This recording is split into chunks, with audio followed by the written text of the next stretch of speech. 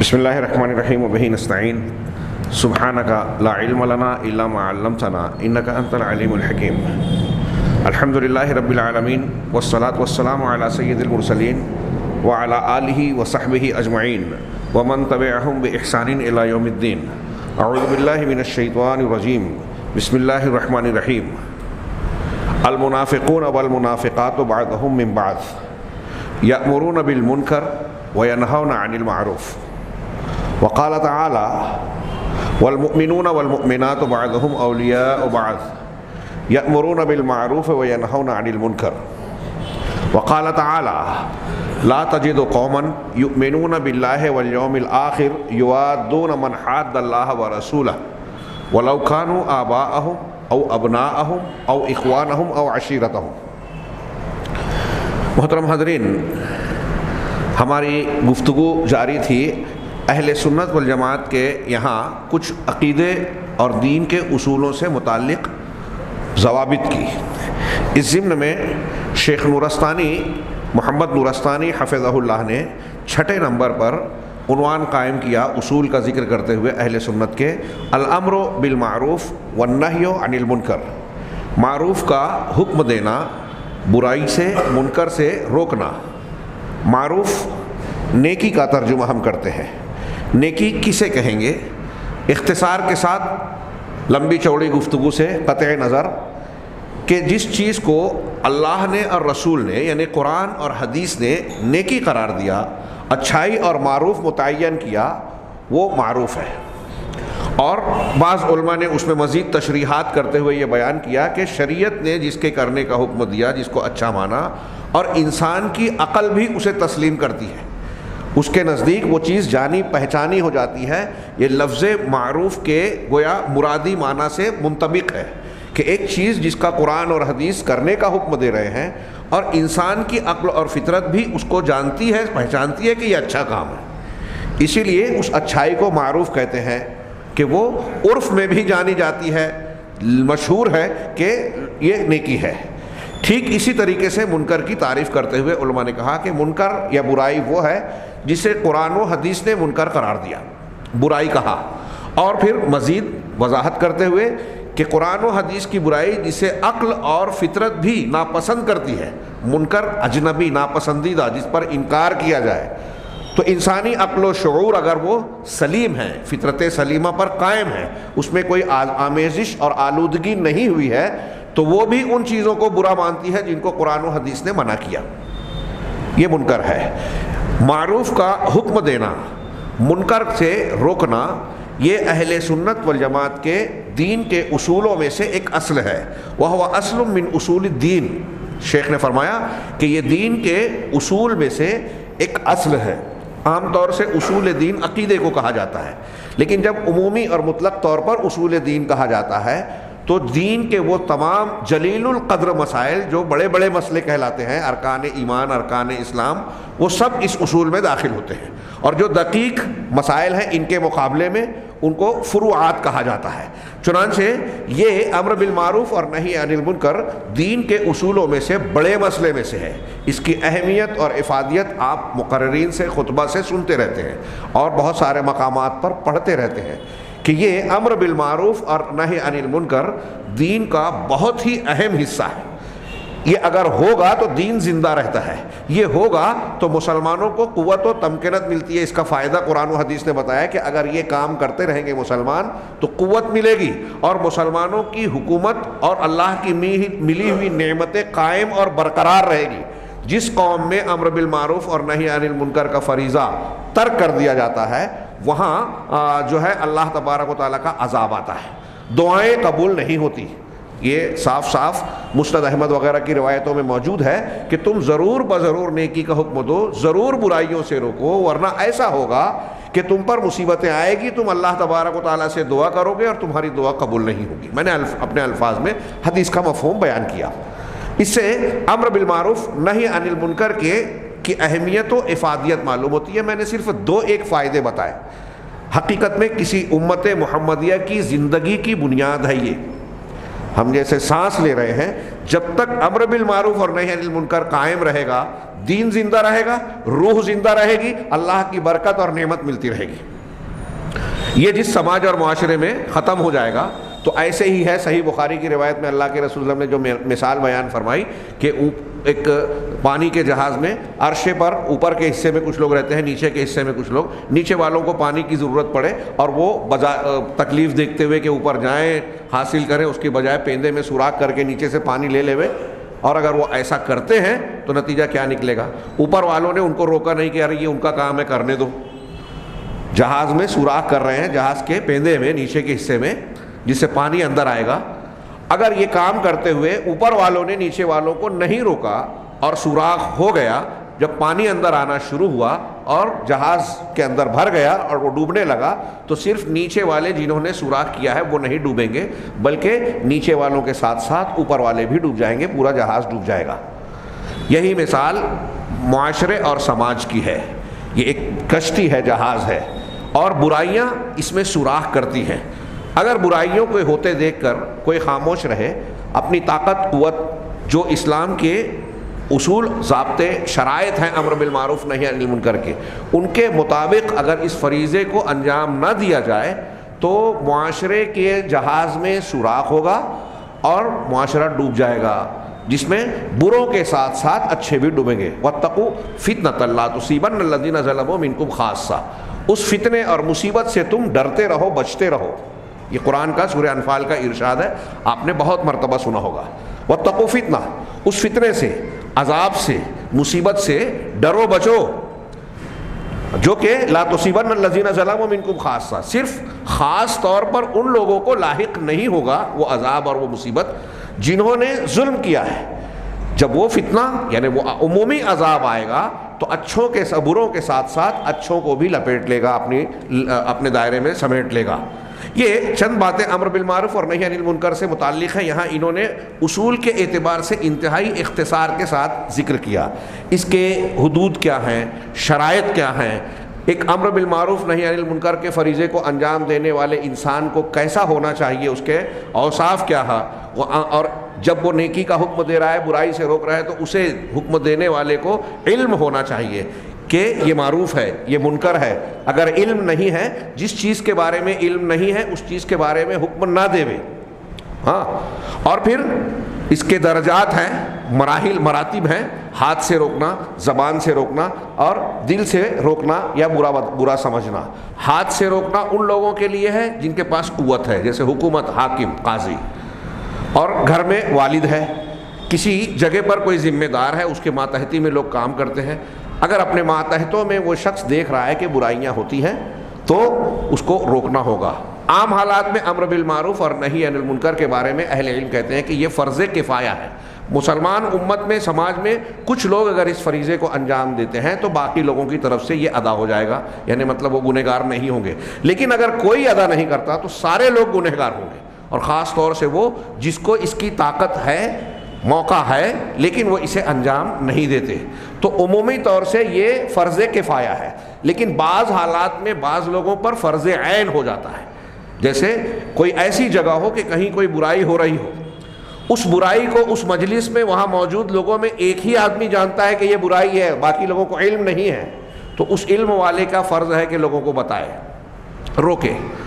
اسی طریقے سے گھر میں بیٹا، بیٹی، بیوی اگر کوئی برائی کر رہی ہے، نماز نہیں پڑھ رہی ہے یا کوئی منکر کا ارتکاب کر رہے ہیں، تو گھر کا جو ذمہ دار ہے، والد یا شوہر یا جو بھی سرپرست ہے، اس کی ذمہ داری ہے، حاکم کی ذمہ داری ہے۔ تو ایسے لوگوں پر بالعین شخصیت کے ساتھ یہ فرض ہوتا ہے، وہ یہ نہیں کہہ سکتا کہ دوسرا کوئی انجام دے دے، میری ضرورت نہیں ہے، اس کی ذمہ داری ہے، اس پر فرض ہے۔ ہاں، اسی طریقے سے ایک بہت اہم مسئلہ اس سلسلے میں یہ ہے کہ بعض مقامات ہاتھ سے روکنے کے ہوتے ہیں، بعض زبان سے اور بعض دل سے برے جاننے کے، جہاں جس کو ترجیح کا پہلو نظر آئے، یعنی اگر کوئی چیز سے آپ روک رہے ہیں تو یہ دیکھا جائے کہ کہاں کس چیز کا فائدہ ہوگا، اور کم درجے کی چیز سے اگر فائدہ ہو رہا ہے تو اونچے درجے کی چیز کو اگر زبان سے سمجھانے سے کوئی سمجھ سکتا ہے تو آپ کو طاقت کا استعمال نہیں کرنا ہے۔ یہ کچھ مسائل۔ ایک چیز یہ کہ ایک کبھی اس کے حکم حالات کے اعتبار سے بدلتے ہیں. اگر آپ کو یقین ہے کہ میرے منع کرنے سے برائی کرنے والا برائی سے رک جائے گا تو آپ کا منع کرنا فرض ہے. اگر ظن غالب ہے، یہ ایک شکل، اگر ظن غالب ہے، گمان غالب ہے کہ میرے منع کرنے سے زیادہ امکان ہے کہ بات مان لے، یا اگر نہ بھی مانے تو کوئی فساد مسئلہ نقصان نہیں ہے، ہاں زیادہ سے زیادہ تھوڑی دیر کے لیے برا لگے گا، ایسی صورت میں بھی فرض ہوگا. لیکن اگر ایسا معلوم ہو کہ اگر ہم برائی سے روکتے ہیں تو جو روک رہے ہیں اس کا فائدہ تو نہیں ملے گا، اس کے بالمقابل بڑا نقصان ہمیں جواباً مل جائے گا، ایسی صورت میں برائی سے روکنا حرام ہے، حرام. یہ جو مسئلہ میں بیان کر رہا ہوں، آج بہت سارے لوگوں کو اس مسئلے سے واقفیت حاصل کرنا اور ان کو بتانا بہت ضروری ہے. ہمارے یہاں جو بار بار ابھی ہماری گفتگو خارجیت پر، جدید دور کی خارجیت، تحریکیت اور ان نوجوانوں سے متعلق جو ہوتی ہے جو جہاد کی، مسلمانوں کے مصیبتوں میں، مسلمانوں کی مصیبتوں کو ہٹانے کے موضوع پر گفتگو کرتے ہیں، علماء کو، مسلمانوں کے ذمہ داروں کو طعن و تشنیع اور الزامات دیتے ہیں اور یہ کہتے ہیں کہ ہمیں یہ کرنا چاہیے، وہ کرنا چاہیے، جذباتی باتیں کرتے ہیں. یہ لوگ ایسے کچھ کام کرنے کی بات کرتے ہیں جس سے مسلمانوں کو اور خود ان کو کوئی فائدہ نہیں ہوتا، نتیجہ نہیں نکلتا، اور اس کے برخلاف مسلمانوں کو بڑا نقصان پہنچتا ہے. اس کی میں ایک موٹی سی مثال دوں. حضرت سیدنا ابراہیم علیہ السلام کا عمل ہمیں پتہ ہے قرآن میں کہ انہوں نے بتوں کو توڑا. کب توڑا، کیسے توڑا، کس ماحول میں، اور اس کے ذمہ دار خود تھے، رد عمل کے لیے تیار تھے، دوسرے مسلمانوں پر وہاں تھے ہی نہیں کہ ان پر آفت مصیبت کا معاملہ ہو. اور دعوت و تبلیغ کے دیگر تمام مراحل، مختلف انداز حضرت ابراہیم علیہ السلام اختیار کر چکے تھے، اس کے بعد یہ آخری مرحلہ اختیار کیا. آج ایک آدمی کھڑا ہو اور یہ کہے کہ ہمیں بھی یہ کام کرنا چاہیے، کیا اس کا یہ کہنا درست ہوگا؟ ہاں، نبی کریم صلی اللہ علیہ وسلم نے پختہ قبروں کو توڑوا دیا تھا حضرت علی کو بھیج کر. کب بتوں کو اور پختہ قبروں کو کب توڑوایا؟ جب حکومت حاصل ہوئی، اقتدار، قوت حاصل ہوئی. اس سے پہلے نہیں. مکی دور میں کعبہ کے اندر بت تھے اور آپ وہاں عبادت کرتے تھے، اللہ کی عبادت کرتے تھے، لیکن اس وقت بتوں کو آپ ہٹا نہیں سکتے تھے، نہیں ہٹایا. صورتحال آپ جانتے ہیں، غور کیجئے، اہم مسئلہ ہے. ان چیزوں کا لحاظ نہ کر کے کچھ لوگ اسلام پسندی اور اسلام دوستی کے اور محبت کے مظاہرہ کرتے ہوئے اسلام اور مسلمانوں کو نقصان پہنچاتے ہیں، نہ سمجھنے کی بنیاد پر. ہر چیز کا موقع ہے، جس موقع کی جو نیکی ہے اسی موقع پر وہ نیکی کرنا چاہیے. ہاں، اگر 9ویں تاریخ کو عرفہ میں وقوف کا حکم ہے تو آپ 8ویں کو یا 10ویں کو دن بھر وقوف عرفہ میں کھڑے رہیں، وہ عبادت نہیں ہوگی. رکوع میں پڑھنے والی دعا آپ اگر سجدے میں پڑھتے ہو، سجدے میں پڑھنے والی رکوع میں پڑھتے ہو، تو ایک عام آدمی بھی فوراً فتویٰ دے دے گا کہ یہ غلط ہے. کہاں کس نیکی کو کرنا ہے، کس کا کب موقع ہے اور کس مقام پر کسے ترجیح دینی ہے. گزشتہ جمعہ بمبئی میں نے اس موضوع پر کچھ خطبہ دینے کی کوشش کی کہ اگر 2 مصیبتیں، 2 خیر، 2 شر آ جائے تو کس کو اختیار کیا جائے. وقت کم ہونے کی وجہ سے کچھ پہلو میں واضح کر سکا اس میں، لیکن یہ شریعت کا بہت اہم حصول ہے. اور روزمرہ کی زندگی میں ہم کو عام حالات میں، عام زندگی کے گھروں میں، گھر سے لے کر کاروبار میں، لین دین میں اور دوسرے لوگوں سے معاملہ کرنے میں، دعوت و تبلیغ میں اس کی بار بار ضرورت پڑتی ہے کہ ہم 2 چیزیں اگر ہیں، ہم کو انتخاب کرنا ہے، اختیار کرنا ہے، تو 2 میں سے کسے چوائس کریں. ترجیحات ہر جگہ آخرت کو ترجیح دے کر، اجر و ثواب کو مقدم رکھ کے یہ دیکھا جائے کہ فائدہ کس میں زیادہ ہے، نقصان کس میں کم ہے. 2 فائدے ہیں تو بڑا فائدہ کیا ہے اسے اختیار کیا جائے. 2 نقصان ہے تو بڑا نقصان ہے، اس سے بچ کر چھوٹے کو گلے لگایا جائے. یہ فطری طور پر سارے انسان مانتے ہیں، دینی طور پر اس کو نظر انداز کر جاتے ہیں. میں نے مثالیں دی. آپ جب ہاسپٹل میں جاتے ہیں، کوئی کہتا ہے کہ اتنا روپیہ لگے گا ورنہ جان چلی جائے گی، تو آپ روپیہ نہیں دیکھتے، چاہے قرضہ لینا پڑے، پراپرٹی بیچ دینی پڑے، روپیہ دیکھ دیتے ہیں، جان بچانے کی کوشش کرتے ہیں. ماں اور بیٹے میں سے اگر آپریشن نہیں کیا گیا تو کوئی ایک مر جائے گا، تو آپریشن کے لیے تیار ہو جاتے ہیں ناپسند ہوتے ہوئے بھی. اگر آپ کا ہاتھ نہیں کاٹا گیا تو آپ کی جان چلی جائے گی، پکا ہے. اگر ڈاکٹروں نے یہ کہہ دیا کہ یہ ہاتھ میں جو بیماری آپ کے ہے اس کو کاٹے بغیر کوئی چارہ نہیں ہے، اب سوچئے کہ ہاتھ کاٹنا کسی کو گوارا نہیں ہوتا، ہمارے اعضاء میں سے کوئی عضو کٹ جائے کوئی انسان اس کو پسند نہیں کرے گا، لیکن جب یہ صورتحال پیدا ہو جائے کہ اگر اس کو نہ کاٹا گیا تو آپ پوری جان سے ہاتھ دھو بیٹھیں گے، ایسی صورت میں وہ تیار ہو جاتا ہے کہ ٹھیک ہے ٹانگ کاٹ دیجئے، ہاتھ کاٹ دیجئے۔ تو بڑی مصیبت سے بچنے کے لیے چھوٹی مصیبت تو اختیار کرتا ہے آدمی، ایسی بیسیوں مثالیں دے سکتے ہیں، فی الحال ہم اس موضوع میں تفصیل میں نہیں جانا تھا، تھوڑی سی چھڑ گئی بات۔ تو ایسے ہی شریعت کے امور میں امر بالمعروف اور نہی عن المنکر کا مسئلہ ہے کہ جہاں فائدہ کم اور نقصان زیادہ ہونے کا یقین ہو کہ ہم یہاں بت توڑیں گے، ہم یہاں شرک کے اڈے پر جو ہے ضرب لگائیں گے، لیکن اس کا رد عمل ہم کو زیادہ نقصان دے گا، تو یہ چیز غلط ہے، طریقہ غلط ہے۔ اب کچھ واقعات کی روشنی میں اگر میں اسے ذکر کروں تو بات طویل بھی ہو جائے گی اور کچھ لوگوں کے سوالات ذہن میں اٹھیں گے جس کے جوابات میں ابھی اس درس میں نہیں دے سکتا، اس لیے آگے بڑھتا ہوں وقت کی قلت کی وجہ سے۔ تو امر بالمعروف اور نہی عن المنکر میں یا کسی بھی نیکی کے سلسلے میں یہ قانون اور یہ اصول دھیان میں رہے کہ اگر آپ کو پتہ ہے کہ کسی برائی سے روکنے سے وہ فائدہ تو نہیں ہوگا، برائی سے رکیں گے نہیں سامنے والے، بلکہ اس سے بڑی برائی پیدا ہو جائے گی، فتنہ ہو جائے گا، تو ایسی صورت میں علماء نے لکھا ہے کہ آپ کو برائی سے روکنا حرام ہے۔ ہاں، برائی سے روکنا، میں نے ایک دو مثال دی، ایسے آپ لوگ کئی بیسیوں مثال دے سکتے ہیں۔ آگے بڑھتے ہیں کہ کہہ رہے ہیں کہ وَيَتَمَيَّزُ، کہہ رہے ہیں کہ یہ دین کے اصول میں سے ایک اصل ہے، ایک قاعدہ اور بنیاد ہے، امر بالمعروف نہی عن المنکر، وَمِنْ أَعْظَمِ شَعَائِرِ الْإِسْلام، اور اسلام کے شعائر میں ایک عظیم شعار ہے، عظیم شعائر میں سے ایک ہے۔ ابھی میں نے جو اہمیت بتائی اس سے آپ اندازہ لگا سکتے ہیں کہ یہ بہت اہمیت کی بات ہے۔ ابھی میں نے حمد و صلات کے بعد آغاز میں سورہ توبہ کی قریب کی دو آیتیں پڑھی، دو آیتوں کے ٹکڑے۔ پہلے المنافقون والمنافقات بعضهم من بعض، منافق مرد اور عورتیں بعض سے ہیں، ایک دوسرے سے جڑے ہوئے ہیں، ان کی امتیازی صفات بیان کرتے ہوئے اللہ نے سب سے پہلے ذکر کیا کہ یأمرون بالمنکر وینہون عن المعروف، یہ برائی کا حکم دیتے ہیں اور نیکی سے، معروف سے روکتے ہیں، برائی پھیلاتے ہیں، اچھائی سے روکتے ہیں۔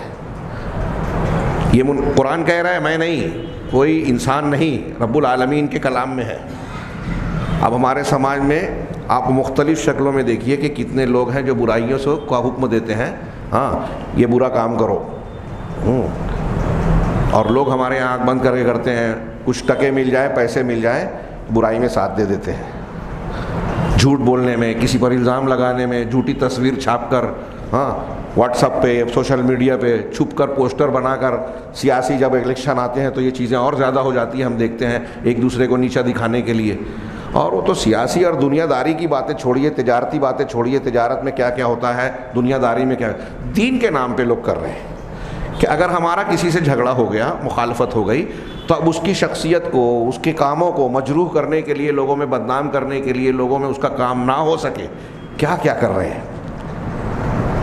ہم اپنے سماج میں دیکھیں، ہاں اس کا یہ پہلو کہ فلاں آدمی کو بول رہے ہیں، مجھے بول رہے ہیں، غصہ ہو رہا ہے، ٹھیک ہے ہو جائیے، لیکن ساتھ ساتھ یہ بھی غور کیجئے کہ شرعی اعتبار سے میں جو مسئلہ بیان کر رہا ہوں، یہ اسلام کے اصولوں میں سے جو اصول بیان کر رہا ہوں اور قرآن کا جو بیان ہے کہ یہ منافقوں کی خصلت ہے، اگر آپ کے اندر، میرے اندر وہ خصلت ہے تو یہ کیا اچھی بات ہے۔ اور کوئی ہمیں ٹوک رہا ہے اور میں اس پر ناراض ہو جاؤں کہ مجھے بولا، مجھے بولنے کی جرت کی، آپ مجھ پر لاکھ ناراض ہو جائیں تو آپ کی یہ برائی نیکی نہیں بن جائے گی، منافقین کی علامت، مومنین کی علامت نہیں کہلائے گی۔ جو قرآن نے کہا وہ اٹل ہے، یہ منافقین کی امتیازی علامت ہے کہ برائی سے روکتے ہیں، برائی کا حکم دیتے ہیں، نیکی سے روکتے ہیں۔ اب کوئی خطبے تقریر سے روکے، درس قرآن سے روکے، اچھائی سے روکے، فلاں کا نہیں ہونا چاہیے، فلاں کو چندہ نہیں دینا چاہیے، فلاں اچھے کام میں جو ہے خرچ نہیں کرنا چاہیے، بیوہ یتیموں مسکینوں کے لیے آپ جو راشن جاتا ہے اس کے لیے چندہ جو دیا جا رہا ہے اسے بند کروائے اور فخر کرے کہ ہم نے بند کروا دیا، تو منافقت پر آپ فخر کر رہے ہیں۔ اور یہ کوئی خوشی کی، فخر کی بات نہیں ہے، افسوس کی بات ہے۔ اور یہ اس بات سے پتہ چلتا ہے کہ ہماری قوم کا مورال کتنا گر گیا ہے، ہاں سوچنے سمجھنے کا، دین کے تعلق سے۔ ایسے لوگ سفید پوش ہیں، دین کے ٹھیکیدار بھی بنتے ہیں، قوم کے بڑے بھی بنتے ہیں، اپنے آپ کو بڑا منوانے کے لیے بے چین رہتے ہیں، اور ان کا یہ کردار جس سے پتہ چلتا ہے کہ وہ دین سے بہت دور ہے. یہ اصول دین میں سے ہے, دین کے قاعدوں میں سے ہے, اور یہ اگر ایسا کر رہے ہیں تو یا تو جاہل ہیں یا پھر علم والے ہونے کے بعد بھی ایسی جرات کر رہے ہیں, مطلب اللہ کا ڈر دل میں نہیں ہے. اللہ ان کی ہم تمام لوگوں کی اصلاح فرمائے. یہ اہل سنت کا, میں نے قرآن میں بتایا کہ منافقین کی ایک واضح صفت, اور چند آیتوں کے بعد اسی سورہ توبہ میں اللہ تعالیٰ نے مومن مردوں اور عورتوں کی خصلت بتائی, امتیازی شان بتائی, تو ذکر کیا والمؤمنون والمؤمنات بعضهم اولیاء بعض. وہاں کہا تھا بعضهم من بعض سے ہیں, ایک دوسرے سے تعلق رکھتے ہیں, اور یہاں کہا بعضهم اولیاء بعض, مومن مرد اور مومن عورتیں ایک دوسرے کے اولیاء ہیں, دوست ہیں. یہ ولایت کا ایک خاص معنی ہے. آگے والا جو ہمارا قاعدہ ہے جو آج ہی پڑھیں گے انشاءاللہ, ہاں اختصار کے ساتھ وہاں تھوڑی سی وضاحت ہوگی, ولا اور برا. تو اللہ نے فرمایا کہ مومن مرد اور عورتیں ایک دوسرے کے اولیاء ہیں, اور ان اولیاء کی کیا صفت ہے, اپنی ولایت کو, اس رشتے کو کیسے نبھاتے ہیں, ان کی امتیازی شان کیا ہے. ممتاز طور پہ وہ کہتے ہیں, اللہ نے پہلی بات کہی کہ یأمرون بالمعروف وینہون عن المنکر, نیکی کا حکم دیتے ہیں اور برائی سے روکتے ہیں. مومن مرد اور عورتوں کی اجتماعی ڈھانچے کی یہ امتیازی شان ہے. اگر برائی کرتے ہوئے دیکھیں تو روکیں, ہاں اچھائی کرتے ہوئے دیکھیں تو اچھائی نہ کرتے ہوئے دیکھیں تو ترغیب دیں. ہمارے یہاں اس کا الٹ ہوتا ہے, کوئی شخص کسی کی دشمنی میں اس کے خلاف یہ کیا جائے, برائی کا حکم دیتا ہے اور وہ کر رہا ہے. ابھی ہمارے یہاں کچھ لوگوں کہتے ہیں کہ فلاں صاحب ہم سے بہت گناہ کرواتے ہیں. آپ کو مجبور کر دیا, آپ ذمہ دار نہیں ہیں. اگر انہوں نے آپ سے کہا کہ یہ غلط کام کرو اور آپ نے کر لیا تو اللہ تعالیٰ کے یہاں کیا آپ کو جواب دہ نہیں ہونا ہے؟ یہی تو آپ کا امتحان تھا. ہاں مومن مردوں اور عورتوں کی یہ صفت بیان کی گئی. مطلب یہ کہ مومنین کی امتیازی ایک صفت ہے نیکی کا حکم دینا, برائی سے روکنا. منافقین کی امتیازی صفت ہے اس کے برعکس, الٹا. ہم کہاں ہیں یہ دیکھا جائے. آگے یہ کہہ رہے ہیں کہ اہل سنت کے اس اصول کے ذکر میں وَيَتَمَيَّزُ أَهْلُ السُّنَّةِ فِي هَذَا الْبَابِ كَمَا هُوَ حَالُهُمْ فِي غَيْرِهِ مِنَ الْأَبْوَابِ بِالْالْتِزَامِ بِالشَّرْعِ فی تحدید المعروف و فی تحدید المنکر. اب یہ ایک عقیدے کے لحاظ سے جتنے قاعدے یہاں بیان کیے گئے, میں پھر سے پچھلی ایک بات کو دہراؤں کہ جتنے قاعدے یہاں بیان کر رہے ہیں کہ اہل سنت کا یہ قاعدہ ہے, آپ اگر تفصیلی مطالعہ کریں گے تو معلوم ہوگا کہ اہل سنت کے مقابلے میں اہل بدعت نے ان قواعد میں کہیں نہ کہیں گڑبڑ کی ہے, انحراف اختیار کیا, گمراہی کے شکار ہوئے. تو یہ جتنے قاعدے ہیں ان میں کسی نہ کسی اہل بدعت کا رد ہے, اور اہل بدعت کا رد کیے بغیر حق زندہ نہیں رہ سکتا. کہا کہ معروف کی تحدید میں اور منکر کی تحدید میں, یعنی معروف کیا ہے, کس کو معروف بولیں گے, اس کو مقرر اور متعین کرنے میں, اور منکر کیا ہے, کس چیز کو منکر کہیں گے, اس کی تعین میں اہل سنت والجماعت دوسرے جتنے بھی بدعتی گروہ ہیں ان سے الگ اور متمیز ہو جاتے ہیں. اور اہل سنت کی اس خصوصیت کا انہوں نے جملہ معترضہ کے طور پر کہا کہ اہل سنت دیگر تمام ابواب میں, دین کے جتنے بھی ابواب ہیں ان تمام میں اہل بدعت سے تمیز رکھتے ہیں, الگ راستہ اختیار کرتے ہیں. کیسے؟ بالالتزام بالشرع, شریعت کی پابندی کر کے. دین کے تمام امور میں اہل سنت والجماعت کا قاعدہ ہی, بنیاد ہی یہی ہے کہ قرآن حدیث جو دین کی اصل بنیاد اور مصدر ہے اس کو مضبوطی سے پکڑا جائے. ہر قسم کے نصوص کو سامنے رکھنے کے بعد کسی بھی مسئلے میں فیصلہ کیا جائے. ہاں علامہ ابن تیمیہ رحمہ اللہ کا ایک قول ہے جو ہر ایک کو یاد رکھنا چاہیے ہمیشہ, کہ اہل سنت والجماعت کے مقابلے میں, میں اپنے الفاظ میں اس کی وضاحت کر رہا ہوں, اہل سنت والجماعت کے مقابلے میں جتنے بھی اہل بدعت ہیں ان کی گمراہی کی ایک بڑی وجہ یہ ہے کہ وہ کسی بھی مسئلے میں قرآن اور حدیث کا کوئی ایک حصہ, ایک معنی کی نصوص آیات حدیثیں لے لیتے ہیں, اسی معنی کے, اسی موضوع کے دوسرے معنی کی, دوسرے پہلو کی آیات اور حدیث کو چھوڑ دیتے ہیں, یا آیت اور حدیث کا کوئی ایک ٹکڑا لے لیا نص کا, دوسرے ٹکڑے کو فراموش کر دیا. جیسے صفات کے باب میں ابھی ہم پڑھیں گے, لیسا کمثلہ شیء, سورہ شورا کی بڑی مشہور آیت ہے, اہل سنت والجماعت کے دستور کی حیثیت رکھتی ہے یہ آیت. لیسا کمثلہ شیء وہو السمیع البصیر, اللہ کے جیسا کچھ بھی نہیں ہے. مثلیت کا انکار پہلے ٹکڑے میں, ایک ہی آیت کا پہلا ٹکڑا یہ کہہ رہا ہے کہ اللہ کے جیسا کوئی ہے ہی نہیں, اللہ وحدہ لا شریک ہے ہر اعتبار سے. صفات میں، وجود میں، اپنی ذات میں، افعال میں، ہر اعتبار سے اس کے جیسا کوئی نہیں، کوئی اس کا شریک نہیں، کوئی اس کا مثیل اور اس کی صفات میں اس کے جیسا نہیں، مماثل نہیں۔ یہ پہلا ٹکڑا۔ فوراً دوسرا ٹکڑا کہا کہ وَهُوَ السَّمِيعُ الْبَصِيرُ، اور وہ سننے والا دیکھنے والا ہے، سننے والا دیکھنے والا ہے۔ اللہ کے جیسا کوئی نہیں، تو اس کا یہ مطلب نہیں ہے کہ اس کی صفات ہی نہیں ہے۔ فوراً کہا کہ سننا اور دیکھنا ہے، صفات ہیں، صفات ہیں مگر کسی کے جیسی نہیں ہے۔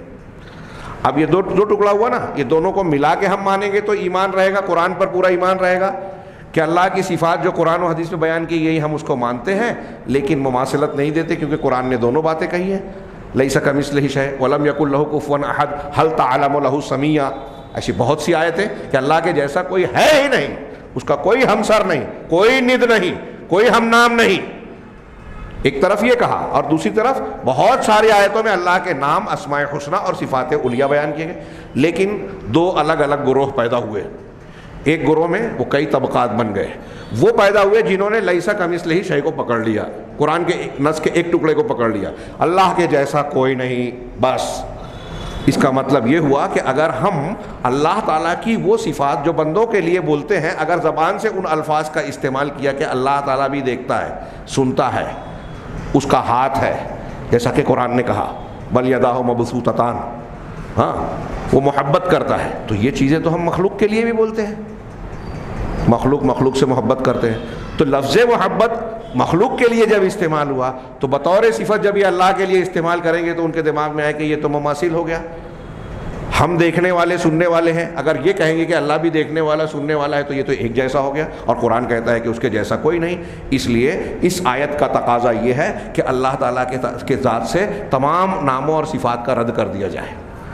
جہمیہ کا ایک طبقہ پیدا ہوا جس نے کہا کہ اللہ تعالیٰ کے اسماء و صفات ہے ہی نہیں، تو وہ معدوم کو پوچھتے ہیں، اگر کسی چیز کا وجود ہم مانیں، اگر وہ چیز ہے تو ہونا خود ایک صفت ہے، اور وہ چیز ہے تو اس کی کچھ نہ کچھ صفات تو ہوگی، وہ یا تو زندہ ہوگا یا مردہ ہوگا، عالم ہوگا یا جاہل ہوگا، سننے والا ہوگا یا اندھا ہوگا، بہرا ہوگا، دیکھنے والا ہوگا یا اندھا ہوگا، دونوں میں سے ایک تو ہوگا نا۔ تو اب اللہ تبارک و تعالیٰ کے بارے میں آپ کیا کہیں گے؟ اگر یہ کہو گے کہ نہ وہ سنتا ہے، نہ وہ دیکھتا ہے، نہ وہ موجود ہے، نہ وہ زندہ ہے، نہ مردہ ہے، نہ سننے والا ہے، نہ بہرا ہے، نہ دیکھنے والا ہے، نہ اندھا ہے، نہ لمبا ہے، نہ ناٹا ہے، نہ گورا ہے، نہ کسی کلر کا ہے، نہ کسی اس کے چھونے والا ہے، نہ جز ہے، نہ جسم ہے، نہ یہ ہے، نہ یہ ہے، نہ یہ ہے، نہ یہ ہے، اگر ایسا کہتے ہیں تو اس کا مطلب اللہ ہے ہی نہیں، آپ یہ کہہ رہے ہو اللہ ہے۔ یہ کتنی بڑی گمراہی آئی ہے، لیکن ان کی یہ گمراہی قرآن کی کچھ آیتوں اور حدیثوں کی بنیاد پر ہے، مطلب اس کو ایک حصے کو پکڑ لیا، لیس کمثلہ شیء، اس کے جیسا کوئی نہیں، تو اب اس کے جیسا کوئی نہیں تو صفات کا انکار کر دیا۔ یہ ایک گروپ اس طرح گمراہ ہوا، جہمیہ، معتزلہ، اشاعرہ، کلابیہ۔ کچھ لوگ ساری صفات کا انکار کرتے ہیں، کچھ لوگ سارے اسماء و صفات کا انکار کرتے ہیں، کچھ لوگوں نے اسماء کو مانا، صفات کا انکار کیا، معتزلہ۔ کچھ لوگوں نے بعض صفات کو، جیسے اشاعرہ ہیں، ہمارے یہاں کے جو احناف ہیں وہ اپنے آپ کو اشعری ماتریدی کہتے ہیں، تو اشاعرہ اللہ تعالیٰ کی 7 صفات کو مانتے ہیں، باقی کی تعویل کرتے ہیں، انکار کرتے ہیں، تحریف کرتے ہیں، رد کرتے ہیں، انہی 7 کی طرف پلٹاتے ہیں۔ یہ سب منکرین صفات ہو گئے، لیس کمثلہ شیء کو پکڑ کر دوسرے والے حصے کو چھوڑ دیا۔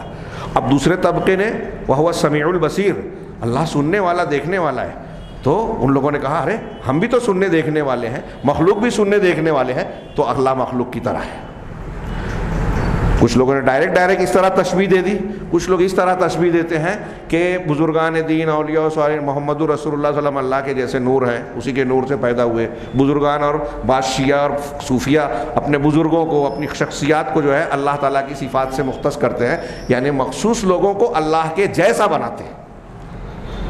تو یہ وہو السمیع البصیر کو پکڑ کر اللہ تعالیٰ کی صفات سے مخلوق کو جوڑ دیتے ہیں، تو لیس کمثلہ شیء کا انکار کرتے ہیں۔ اس کو پکڑنے والے اس کا انکار کر رہے ہیں، لیس کمثلہ شیء کو صرف اختیار کرنے والوں نے وہو السمیع البصیر کا رد کر دیا، اور وہو السمیع البصیر کو صرف پکڑنے والوں نے لیس کمثلہ شیء کا رد کر دیا۔ اہل سنت والجماعت نے دونوں کو لیا کہ اللہ کے جیسا کوئی نہیں ہے، ہم مانتے ہیں، لیکن اس کی وہ صفات اور نام جو قرآن و حدیث نے بیان کیا ہم اس کو مانتے ہیں۔ وہ سننے والا اور دیکھنے والا ہے، لیکن اس کا سننا اور دیکھنے کے جیسا کوئی سنتا دیکھتا نہیں ہے۔ وہ ویسا ہی ہے جیسے اس کے شایان شان ہے.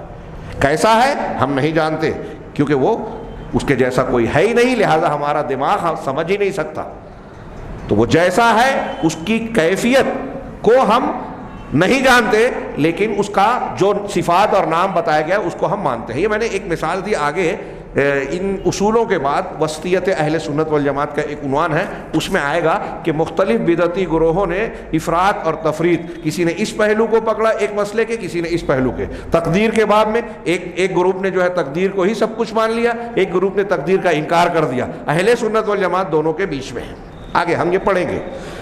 تو یہ جتنے بھی بدعتی گروپ ہیں ان کے اندر آپ کو یہ خامی ملے گی کہ قرآن اور حدیث کو ماننے کا دعویٰ تو کرتے ہیں، لیکن ایک پہلو کو لے کر دوسرے پہلو کو رد کر دیتے ہیں، چھوڑ دیتے ہیں.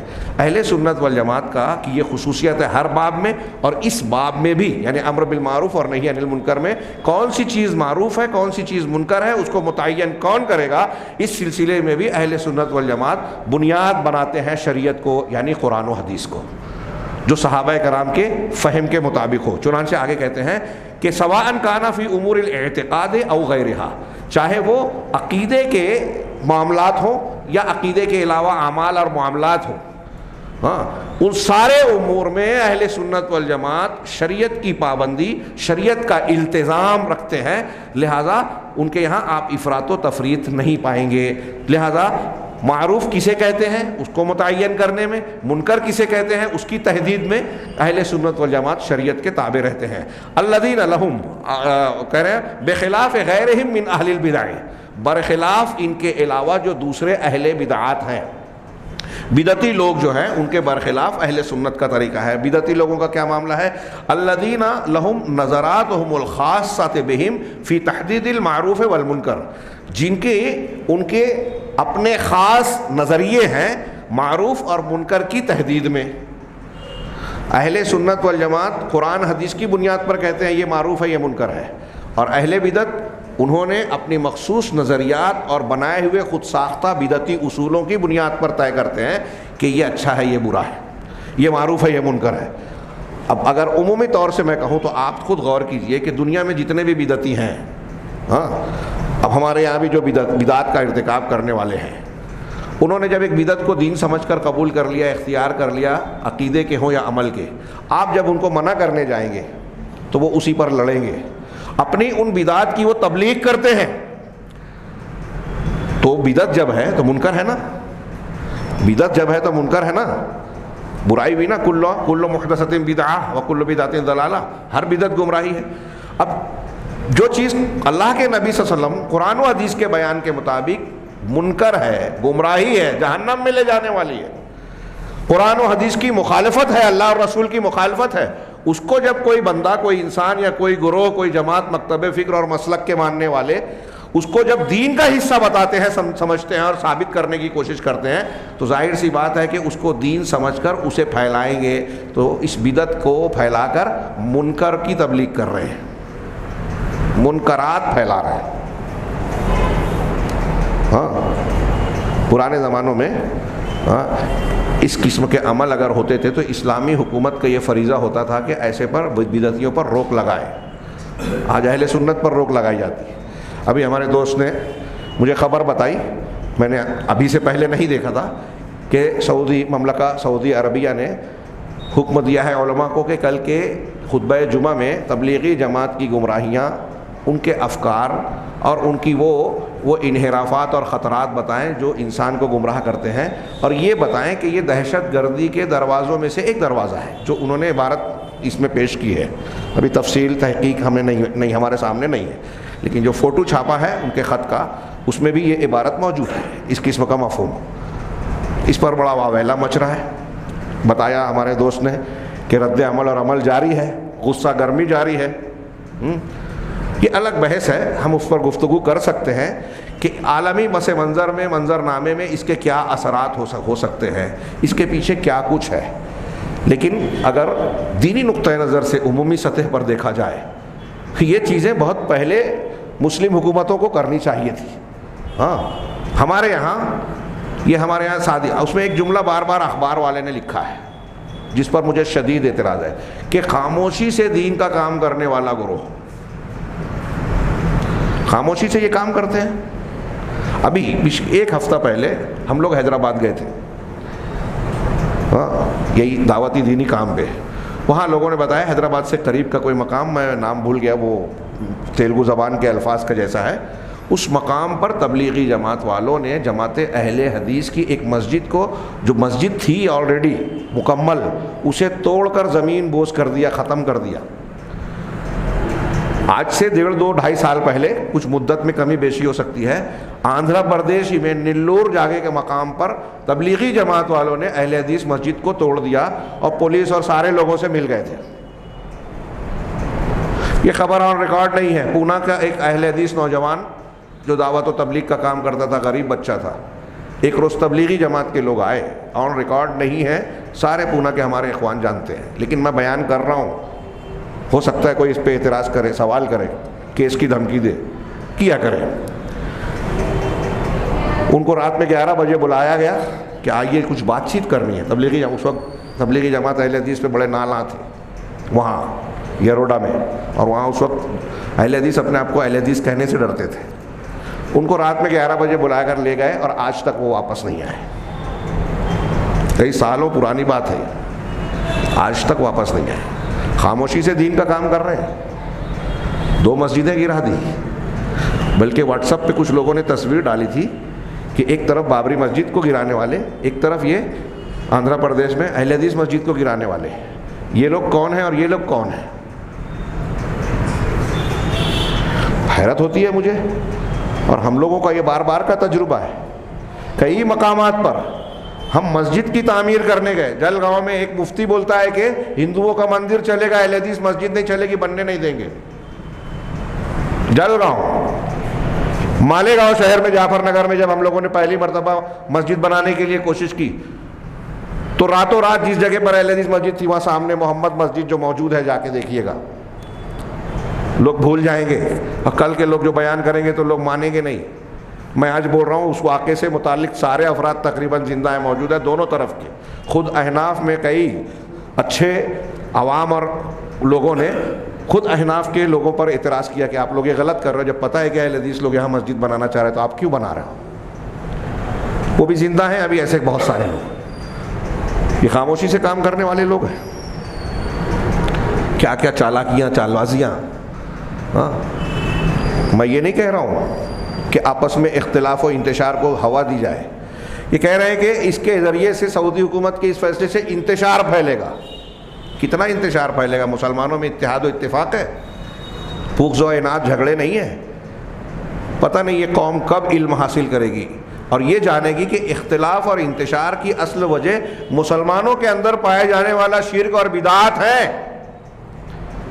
اور جو ان شرک اور بدعات کو اختیار کرتا ہے وہ سنت پر چلنے والوں سے نفرت کرتا ہے. عمومی بات ہے ہر دور میں, اور علماء سلف خلف بڑے بڑے کبار علماء نے لکھا ہے, بدعتیوں کی پہچان ہے کہ اہل حدیث کو سے بغض رکھتے ہیں, برا بھلا کہتے ہیں, برے القاب سے نوازتے ہیں. شیخ عبد القادر جیلانی رحمہ اللہ نے لکھا غنیت الطالبین میں, اور ایسے کتنے آپ کو حوالے ملیں گے. اور ہمیشہ برے القاب سے پکارتے ہیں, جب بھی ان کو طاقت ملتی ہے اہل حق پر ظلم اور زیادتی کرتے ہیں, مسجد بنانے سے روکتے ہیں, اپنی مسجدوں سے بھگاتے ہیں, اپنی بدعات و خرافات کو بالجبر نافذ کرنے کی کوشش کرتے ہیں. ہمارے ہاں مسجدوں میں کتنی جگہ بورڈ لگے ہیں کہ بغیر ٹوپی نماز نہیں پڑھ سکتے. شریعت نے جو پابندی نہیں عائد کی آپ پابندی لگاتے ہو, اللہ کے گھر سے لوگوں کو روکتے ہو. خاموشی سے کام کر رہے ہیں. خیر, اس پر تو گفتگو ہوگی, ما لہو اور ما علیہ, یہ خبر کیا ہے, اس کے نتائج کیا ہیں, اس کی بنیاد اور پس منظر کیا ہے. ہاں, جو لوگ صرف منفی پہلو پیش کرتے ہیں خبروں کے, وہ تمام پس منظر کو دیکھ کر کسی چیز کا تجزیہ کیا جاتا ہے. ہاں, ہمارے یہاں جیسا ماحول ہے لوگ اس طرح کی باتیں کرنے لگتے ہیں. ہاں, اور یہ چیز جو ہے مسلمانوں میں بہت ساری خرابیاں پیدا کرتی ہے, اور نتیجہ یہ نکلتا ہے کہ آپ اچھوں کے دشمن بن جاتے ہیں, بروں کا ساتھ دیتے ہیں. پورے ملک میں ہم لوگوں کے جو پروگرام چل رہے ہیں, یہ ساری پوری دنیا میں یہی ہو رہا ہے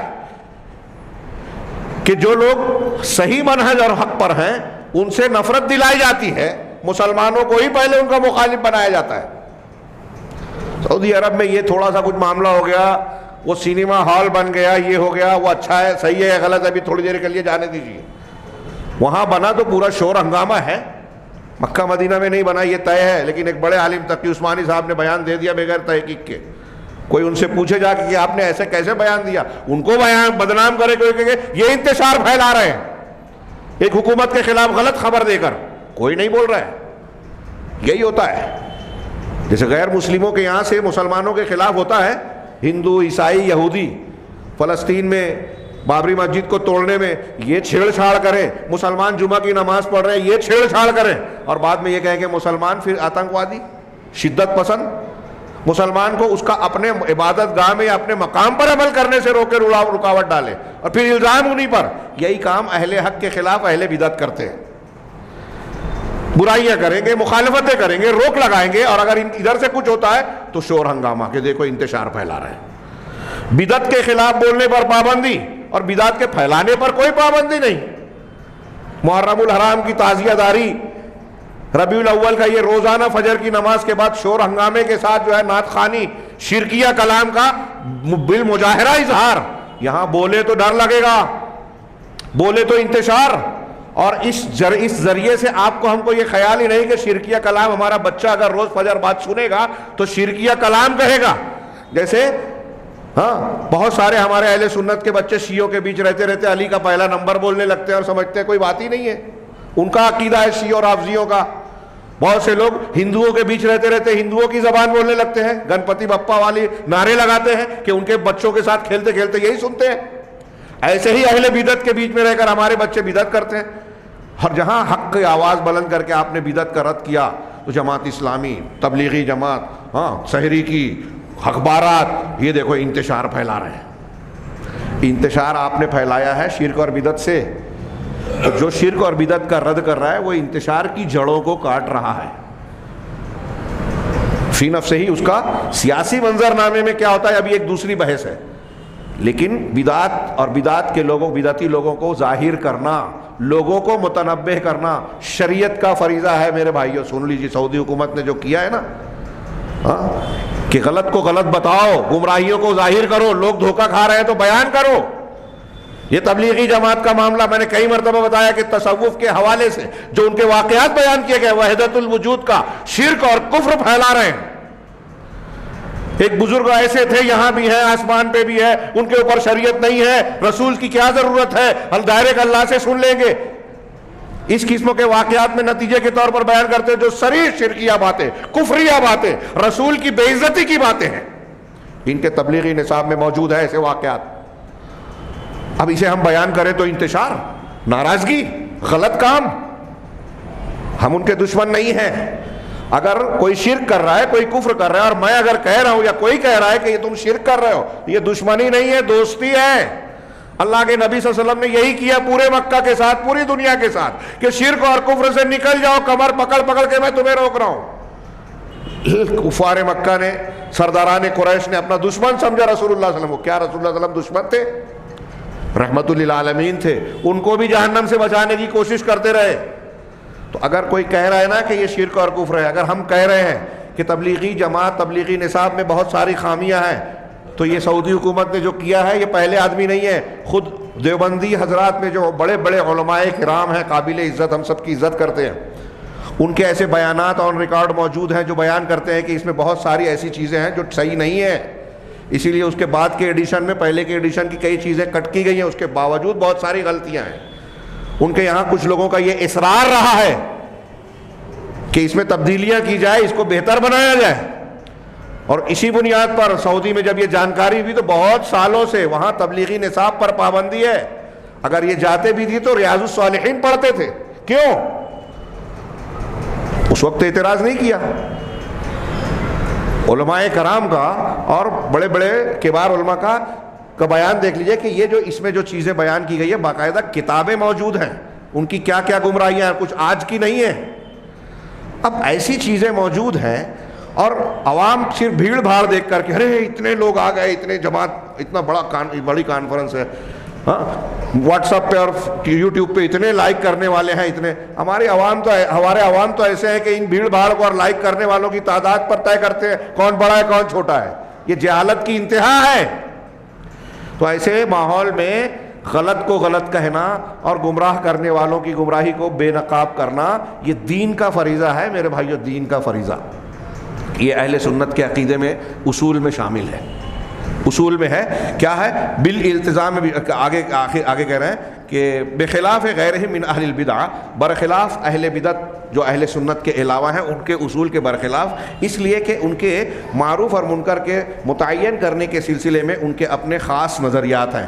فقد یکون المعروف عندهم منکرا فی الحقیقت عند الشارع، کیونکہ ان اہل بدعات کے نزدیک معروف منکر ہوتا ہے جو حقیقت میں شارع کے یہاں منکر ہے، معروف ہے وہ ان کے نزدیک منکر ہوتا ہے. قرآن اور حدیث کے نزدیک اللہ اور رسول کی تعلیمات میں ایک چیز معروف ہے وہ ان کے یہاں منکر ہے. وعکس ذالک فی المنکر، اور اسی طریقے سے جو منکر ہے اس قرآن اور حدیث کی روشنی میں وہ ان کے نزدیک معروف ہے. یہاں انہوں نے بحث ختم کر دی، مثالیں اور تفصیل نہیں بیان کی، اور یہ بہت شارٹ انہوں نے ذکر کیا صرف اصول کے طور پر. میں ایک یہاں اس سلسلے میں بیان کروں کہ آپ اگر اس معاملے میں دیکھیں امر بالمعروف اور نہی عن المنکر کی تحدید کے سلسلے میں اہل سنت کا اصول یہ ہے کہ شریعت پر کی پابندی کی جائے، قرآن حدیث کو بنیاد بنایا جائے. سوچئے کتنی بڑی بات ہے. آپ کو یہاں میں اشارہ کروں اس معاملے میں بھی خوارج اور معتزلہ، میں دونوں نام جو لے رہا ہوں، خارجیت کی حقیقت اور اس میں شبہات کے فتنے میں ہماری گفتگو جاری ہے کہ جدید دور میں بھی یہ پائی جاتی ہے. یہ نام نہیں لیتے لیکن ہمارے زمانے کے خوارج ہیں یہ تحریکی، مسلمانوں کو کبیرہ گناہ کی بنیاد پر کافر کہنے والے، ان کی جان پر حمال پر حملہ کرنے کو جائز سمجھنے والے، فتوے دینے والے، علماء اور حکام کو برا بھلا کہنے والے، یہ خوارج ہیں. ان کے یہاں اصول ہے کہ امر کہ جو مسلمان ائمہ ہیں، مسلمان امام یعنی حکمراں اور ائمہ ہیں، ان کے خلاف اگر ان کے یہاں کوئی غلطی پائی جا رہی ہے تو ان کے خلاف قتال کرنا، جنگ کرنا، یہ امر بالمعروف میں شامل ہے، امر بالمعروف اور نہی عن المنکر میں شامل ہے. یہ خوارج کا اور معتزلہ کا اصول ہے. علامہ ابن قیم، ابن تیمیہ، دوسرے بڑے بڑے علماء نے اس کا شدید رد کیا ہے، اس کو بیان کیا ہے. امام آجری کی کتاب الشریعہ میں دیکھیے کہ اہل سنت والجماعت کا یہ اصول ہے، اس سلسلے میں وہ شریعت کی پابندی کرتے ہیں، لیکن خوارج نے اس سلسلے میں، معتزلہ اور خوارج نے عدول کیا. علامہ ابن تیمیہ کہتے ہیں کہ نیکی کا حکم دینا، برائی سے روکنا، یہ اہل سنت کے دین اسلام کے اصول میں سے ایک اصول ہے اہل سنت کے نزدیک، اور تمام اہل حق اسے مانتے ہیں. اس کے برخلاف خوارج اور معتزلہ کے نزدیک جو ہے وہ ائمہ سے قتال کرنا، ائمہ سے جنگ کرنا، مسلمان حکام سے جنگ کرنا امر بالمعروف اور نہی عن المنکر میں شامل ہے. ان کے 5 اصول ہیں. معتزلہ کے 5 دین کے 5 اصول بیان کرتے ہیں. ایک توحید، تو توحید کا وہ معنی نہیں جو ہم بیان کرتے ہیں، ان کے یہاں توحید کا معنی کرتے ہیں نفی الصفات، صفات کی نفی کرنا. اللہ کے ناموں کو مانتے ہیں، صفات کا انکار کرتے ہیں. ایک دوسرا اصول ہے عدل. عدل کا مطلب ان کے یہاں یہ ہوتا ہے کہ اللہ تعالیٰ عدل والا ہے تو وہ تقدیر کو بنا کر اس کے ذریعے سے انسانوں کو مجبور نہیں کرتا، اس لیے وہ عدل کا معنی ان کے یہاں تقدیر کا انکار. اسی طرح المنزلۃ بین المنزلتین ایک قاعدہ ہے ان کے ہاں کہ اگر کوئی شخص گناہ کبیرہ کا مرتکب ہوتا ہے تو وہ اسلام سے خارج ہو جاتا ہے، کافر بھی نہیں ہوتا، مومن بھی نہیں رہتا، دونوں کے بیچ میں ایک مقام پر رہتا ہے.